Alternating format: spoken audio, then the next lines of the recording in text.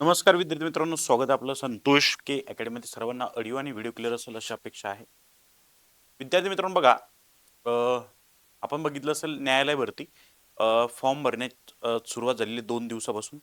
Okay, आणि बरेचशा विद्यार्थ्यांचं म्हणणं आहे की सर वेबसाईट जरा स्लो चालते, बरोबर आहे. सर्वात पहिली गोष्ट मी क्लिअर अशी करतो की शिपाईसाठी जो विद्यार्थी फॉर्म भरतोय त्याचा एक्झाम ही 30 मार्काची असते. ओके, लेखी परीक्षा आपण बघितली असेल, आणि क्लरिकलची आपण जर बघितली असेल तर क्लरिकलची ही 90 मार्काची असते, 90 गुणांची असते. ठीक आहे. क्लरिकलमध्ये मी क्लरिकलचा जो सिलेबस आहे त्याबद्दल आपण आपल्या यूट्यूब चॅनलला व्हिडिओ टाकलेला आहे, तो एकदा बघून घ्या व्हिडिओमध्ये जाऊन.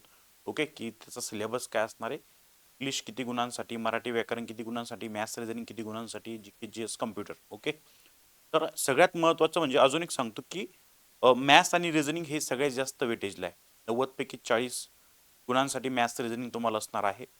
या मॅथ्स रिझनिंगची तयारी तुम्हाला एकदम परफेक्ट करायची आपल्याला, आणि एकदम बेसिक बसून मी करून घेणार आहे. यूट्यूबला आपण सेशन चालू करतोय. रोज यूट्यूबला सेशन असणार आहे आपलं दुपारी किंवा मग संध्याकाळी. त्यावेळेस यूट्यूब चॅनलला सबस्क्राईब करून ठेवा, आणि जे डिस्क्रिप्शन बॉक्समध्ये लिंक आहे टेलिग्राम चॅनलची जॉईन करा, जेणेकरून तुम्हाला ज्यावेळेस मी लिंक्स यूट्यूब चॅनलची शेअर करेल त्यावेळेस तुम्हाला ती मिळेल. ओके, आणि अपडेट्स मिळेल किंवा नोटिफिकेशन सुद्धा येईल जर तुम्ही चॅनलला सबस्क्राईब केलं असेल तर. तर बघा, त्याबद्दल पण बोलतो, पण सगळ्यात पहिले मी एक बोलतोय की बघा, जे बरेचसे विद्यार्थी अजून फॉर्म भरायचे बाकी आहे. विद्यार्थी कुठं फॉर्म भरताय, आपले मित्र कुठं फॉर्म भरणार आहे, ते एक गोष्ट सांगतो. बाकीच्या चॅनलवर तुम्ही बघितलं असेल, बरेचसे लोक आहेत, बोलबच्चन चालू आहे की इकडे भरा तिकडे भरा हे करा, आणि बॅच बद्दलच 30 मिनिटात बॅच बद्दलच सांगू राहिले. ते ही बॅच लावा ती बॅच लावा असं करा. तर सगळ्यात पहिले एक सांगतो, तुमचा अभ्यास जर बेसिक झाला असेल तर तुम्हाला प्रॉपर सेल्फ स्टडी करा.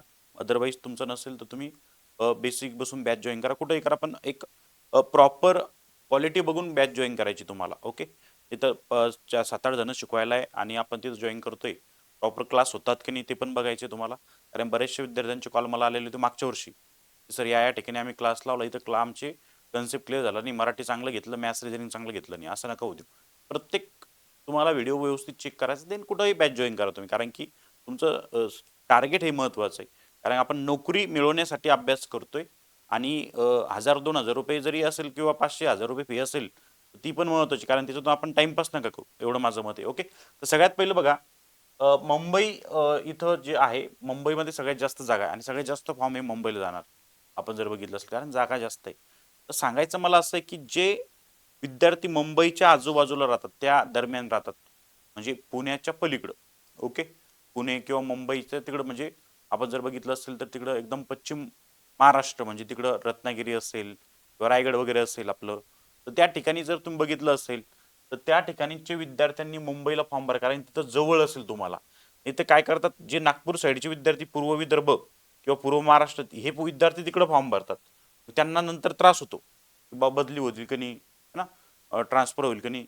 माझं असं म्हणणं आहे की जे विद्यार्थी नाही का, जे विद्यार्थी याच्या म्हणजे मुंबईच्या आजूबाजूला राहतात, है ना, आसपास आहेत, त्यांनी मुंबईला फॉर्म भरा.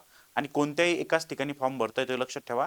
आणि त्यांनी हे पण सांगितलेलं आहे, तुम्ही जर 2 ठिकाणी फॉर्म भरला, इथं तुम्ही म्हणलं सर मी मुंबईला भरला नंतर नागपूरला, तर सगळ्यात शेवटी जिथं फॉर्म भरला तोच ग्राह्य धरला जाईल, असं त्यांनी सांगितलेलं आहे. तुम्ही व्यवस्थित नोटिफिकेशन बघा. ठीक आहे, त्यामुळे कोणत्याही एकाच ठिकाणी खंडपीठामध्ये तुम्हाला फॉर्म भरायचा आहे. मुंबई, त्यानंतर छत्रपती संभाजीनगर, औरंगाबाद खंडपीठ जे आहे, इथं 202 जागा आहेत.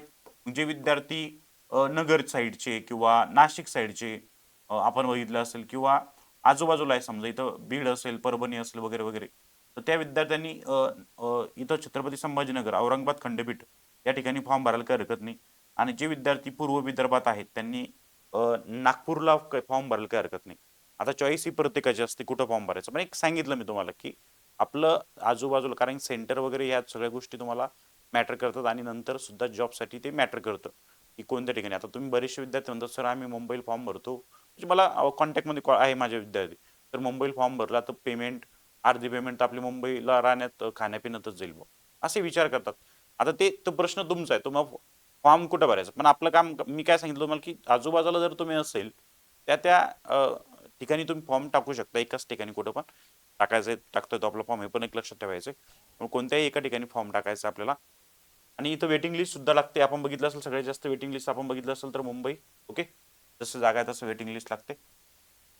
तर या जागा आहे जवळपास आपण बघितलं असेल विद्यार्थी मित्रांनो, जवळपास 800 ते 900 जागांसाठी, क्लरिकलच्या जागांसाठी भरती निघालेली आपली आणि शिपाईसाठी सुद्धा निघालेली आहे.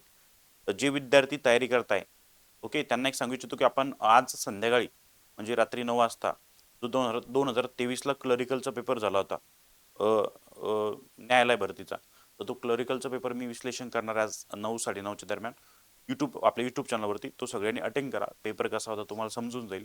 ओके.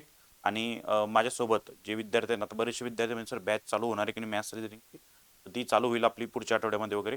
पहिले आपण PYQ किंवा अतिसंभाव्य प्रश्न बघणार आहोत.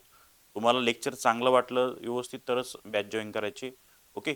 कारण की प्रत्येकाच्या विद्यार्थ्यांच्या आयुष्याचा प्रश्न असतो हा. ठीक आहे. त्यामुळं घाई करू नका, कुठेही जॉईन करा. व्यवस्थित प्रॉपर स्टडी करून अभ्यास करूनच तुम्हाला कुठेही क्लास लावायचा आहे.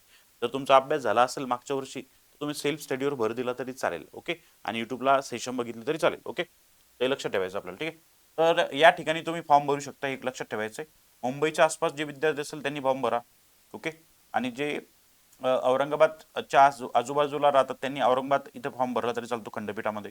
ओके. नागपूर, पूर्व विदर्भ जे आहेत त्यांनी इथं फॉर्म भरा. अकोला असेल, अमरावती असेल वगैरे वगैरे, यवतमाळ वगैरे, त्यांनी नागपूर या ठिकाणी फॉर्म भरला तरी चालेल. ओके. तर ते आपल्या दृष्टीने आता कॉम्पिटिशन भरपूर आहे, कारण की जागा निघालेले कॉम्पिटिशन भरपूर आहे, बेरोजगारी जास्त आहे. त्यामुळे तुम्हाला टिकून ठेवायचं आहे. आणि अजून एक कमेंटमध्ये मला जुन्या व्हिडिओमध्ये असा मेसेज आला, सर आमचं 40 इंग्लिश चालू आहे टायपिंग, तर आम्ही फॉर्म भरू शकतो का?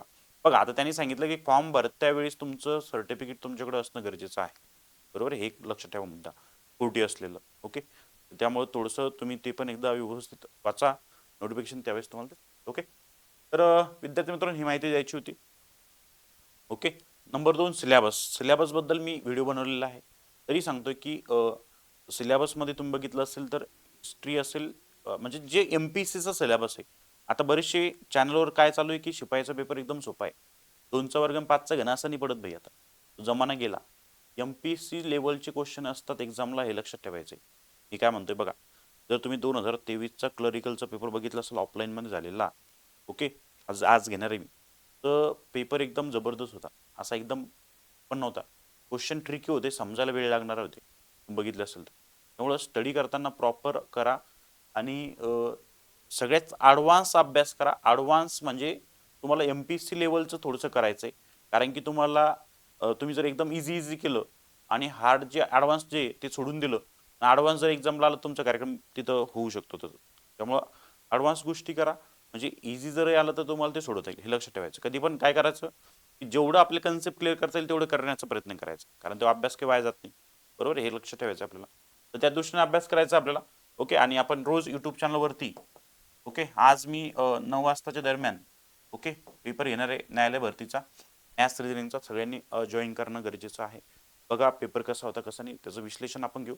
आणि उद्यापासून आपण युट्यूबला फ्रीमध्ये, फ्री बॅच म्हणजे फ्री सेशन आपण युट्यूबला अतिसंभाव्य प्रश्न घेणार आहोत, जेणेकरून विद्यार्थ्यांचा त्यामध्ये थोडंसं त्यांचं प्रॅक्टिस होईल. ओके. तर भेटूया नेक्स्ट सेशनला. सगळ्यांनी चॅनलला सबस्क्राईब करून ठेवा, बेल आयकॉन प्रेस करा. जय हिंद, जय महाराष्ट्र, जय शिवराय. थँक्यू.